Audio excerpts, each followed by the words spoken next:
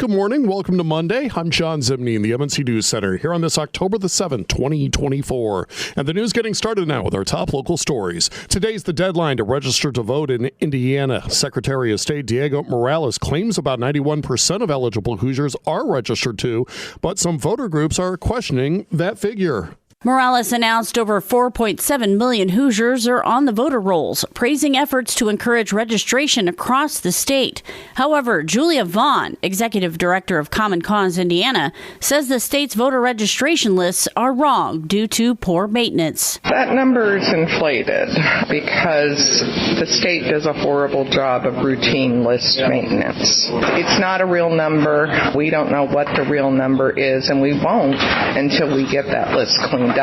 According to the 2023 Indiana Civic Health Index, an estimated 67% of Hoosiers were registered to vote in 2022, ranking the state 40th in the nation. Indiana was near the bottom for registering younger voters, ages 18 to 24. Morales' office, however, defends the near 91% figure, explaining both active and inactive voters were included. Inactive voters can still vote by confirming their address at the polls. Heather Starr, MNC News. Michigan Attorney General Dana Nessel charged 4 voters and 3 election workers with committing election law violations during this year's primary vote on August 6th.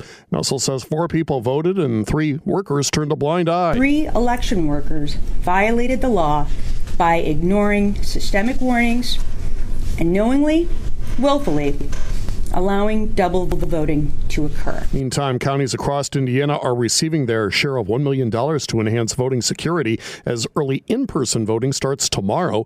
Elkhart County will get $33,500 to purchase 2 laptops, a computer, printer, and a backup vault for ballots. The upgrades are essential to protect against flood damage, fire, or confiscation of voting equipment. A joint effort between Indiana State Police, South Bend Police, and Mishawaka Police resulted in the arrest of a man who fled from a traffic stop on foot in South Bend. An Indiana State Police trooper pulled over a Chevrolet on Colfax Avenue for a broken tail light.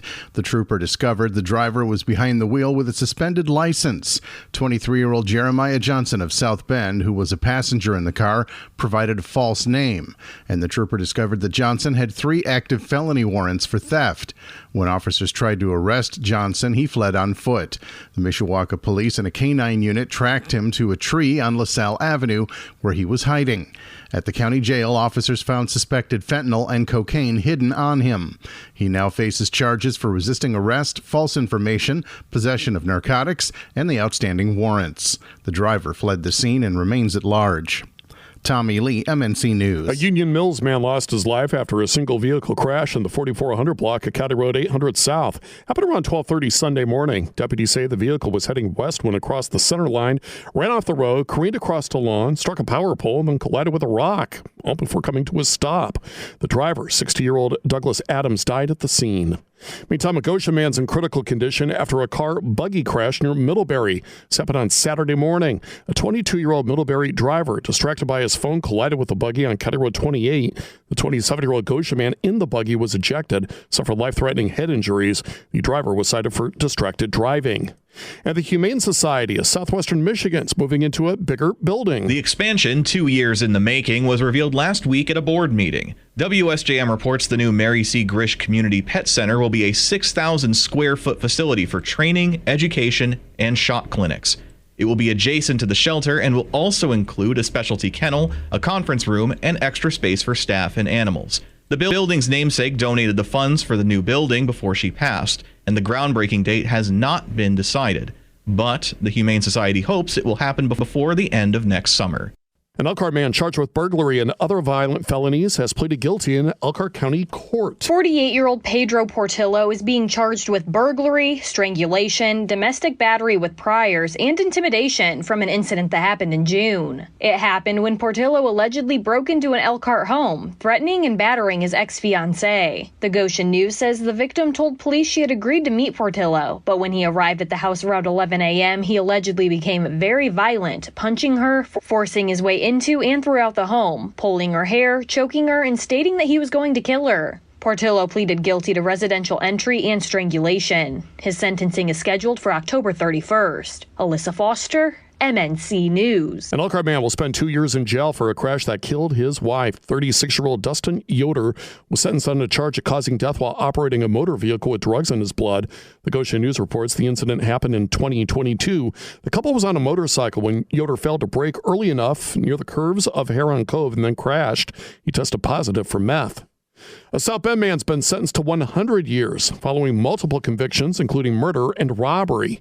In August, a jury found 19-year-old Quaidar Quiros guilty of murder and a firearms enhancement for the 2021 killing of Ashanti Hines. And then last month, Quiros pleaded guilty to robbery charges related to the death of Shasha Agnew, as well as additional robbery and criminal recklessness charges. South Bend police are asking for help identifying some people in a photo they've released in connection to an ongoing battery investigation. That incident happened back on July 30th in the 800 block of South 26th Street. Anybody with information is asked to contact Michiana Crime Stoppers to leave an anonymous tip. We posted pictures of the individuals that police are looking for at 953mnc.com. Well, you may notice a strange odor around parts of Mishawaka this week, but it's nothing to worry about. The city is performing a cured-in-place lining process at various sewers each day this week, resulting in a resin-like odor that could be detectable in nearby homes or businesses.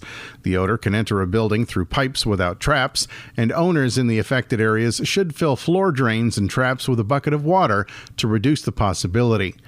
Door hangers are being left at buildings in the affected areas with contact information. We have a list of the work sites with this story at 953mnc.com. Tommy Lee, MNC News. Well, normally Joe Biden heads to the beach on the weekend, but he and the First Lady were in Michiana this past Saturday, all to attend a wedding of a White House staffer at the Basilica of the Sacred Heart on the Notre Dame campus.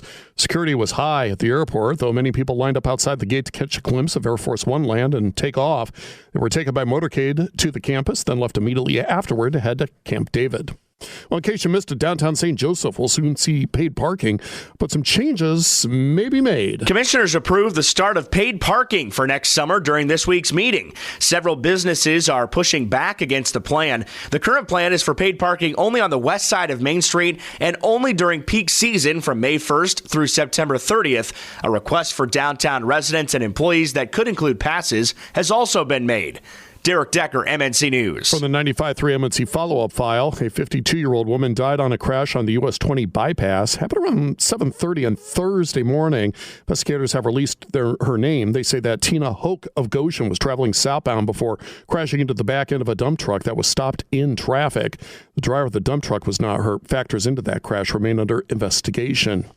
And applications for deer management draw hunts at Indiana State Parks open today. These hunts are designed to maintain healthy deer populations in specific areas through science-based wildlife management. Hunters can apply starting at 12:01 a.m. on the state website, which is the only method for submitting applications and finding all relevant information. Selected hunters will be chosen through a random computerized drawing, with results posted on the same website once the drawing is complete.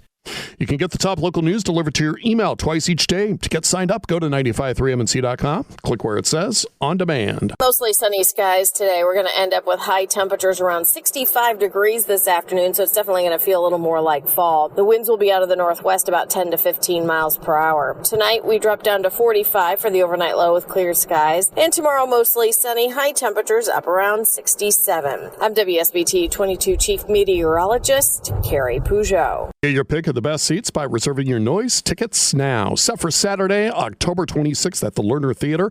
Our special guest is Rob Schmidt, host of Rob Schmidt Tonight on Newsmax. Tickets are available at thelerner.com, the Lerner box office, or by texting the word noise to 45364. Presented by Wilson & Kinsman and 95.3 MNC.